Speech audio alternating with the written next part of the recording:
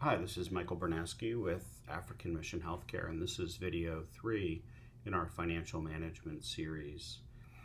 In video 2, we spent quite a bit of time talking about different mechanisms that people use to afford healthcare, and then also began talk of plans or programs or schemes that are developed so that resources can be pooled, which I commented were a combination of sort of forced savings vehicles as well as protection for catastrophic care. One thing I didn't cover in that last video that I wanted to make sure of is, in general, that ratio of the amount of money that you're paying out versus the amount of money that you're collecting, the benefit ratio needs to be in the 75 to 85% range is sort of a good target for a plan to be in. And the reason it can't be much higher than that is because you won't have enough money over the short term, medium term, and long term to be able to pay the expenses. There will be some volatility and the like. And so we've seen plans that were designed and ended up incurring a benefit ratio of 120%, which means 120 shillings for every 100 shillings that they collected. And obviously, those require some outside funds to be subsidized, and in the long term, unless your donors are lined up for the long term, that's a pretty precarious position to be in. One thing that we found is that when people sign up and become part of a scheme, they expect to use it more. And that's human nature. We pay for something, we think we should get something back. And so there might be needs that people would have that don't necessarily require them coming into a clinic. But once they've paid some premium, they figure, why not? I paid for it, and they'll go in and collect those services. So one of the challenges is predicting what the demand's going to be for services when people enter into a plan like this. The next topic we're going to cover related to these plans is figuring out how much premium to charge. And one of the sort of issues we see in existing plans is it's not uncommon to charge the same amount of money for everybody. And in the long term, we don't think this is very structurally sound. But let's come back to that in a moment.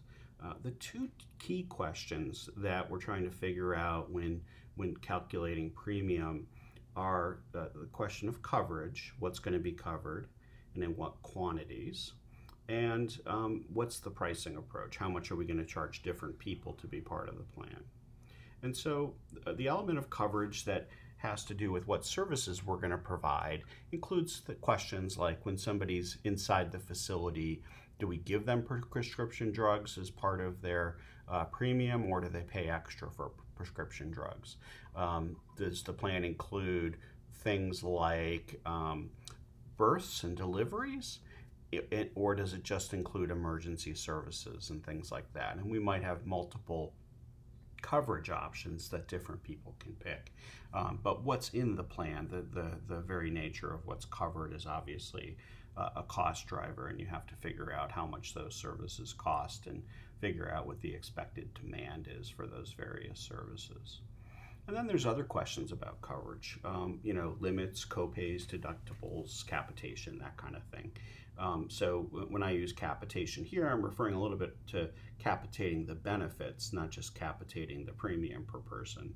But they have to go hand in hand. So there has to be some limit for some people as to how much service they can take from the plan before having to look for another source for their care. But deductibles are the amount of money for a particular service that you have to pay before the insurance covers or the scheme covers any costs. For example, you might have the first 100 shillings of a delivery be paid for as a deductible, and then the next 500 shillings be paid for as part of the plan, as an example. Copays are an important part of the insurance scheme, and they tend to help moderate consumption of services. So if people have to pay a little bit of money out of their own pocket versus paying no money out of their own pocket, they're likely to only use services that they absolutely need. And then, of course, there's limits. There could be dollar limits in aggregate where you say we're going to spend up to a certain amount of money on an individual patient, but there could also be limits in terms of the number of visits per year, right? You're only allowed 3 visits per year or something like that to the clinic. All sorts of things to constrain the costs. The pricing approach is an area where we see some mistakes being made. Again, it's in the pursuit of simplicity. It's not uncommon for to see one cost for everybody, and so no matter who you are, you pay the same amount of money. All this chart on the right is intended to do is demonstrate that, look, as people get older, their costs go up pretty sizably. You can look at the difference between a 0 to 18-year-old versus a 65 to 84-year-old versus an 85 plus. Clearly, we are going to incur different costs because they consume different amounts of healthcare at those age brackets. We also see the differences between men and women. Early on, men consume more, but later in life, women tend to consume more. And if we have a plan that doesn't differentiate the amount that we charge people, what we tend to see is a selection vehicle where people who feel like they're getting more out of the plan will stay, and those will be the ones who are higher consumers, and they feel like they're getting a good deal. And those that will leave are the ones who feel like they're paying too much for what they're getting out of it. And you end up being stuck with a population of people who are paying far too little for the services they're getting, and you end up losing the people who were in fact subsidizing that other population. And so for the plan to sustain over the medium and long term, it's usually important to charge people according to the risk that they present to the risk pool. So to wrap up here on schemes and plans, there are 4 trade-offs that we're trying to manage.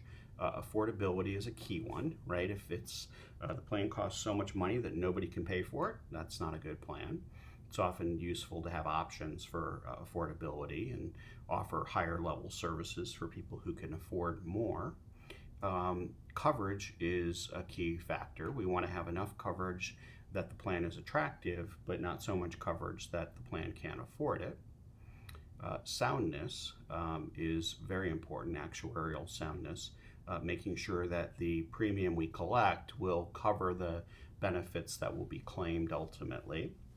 And as I mentioned earlier, one thing a lot of plans fail to assume is that many populations will consume more once they're a member of the plan because they may not have been using healthcare options because they didn't have them, but once they pay a little bit of money into a plan, they feel like it's due them and it's entitled as a benefit of being in the plan, and therefore utilization tends to go up. And then simplicity is key. We want to have a plan that's simple, and the example I often use here is that having everybody pay the same price is too much simplicity, and it tends to undermine the soundness of the plan, if you will. And so as famous people have said, you want it to be complex enough to work, but no more.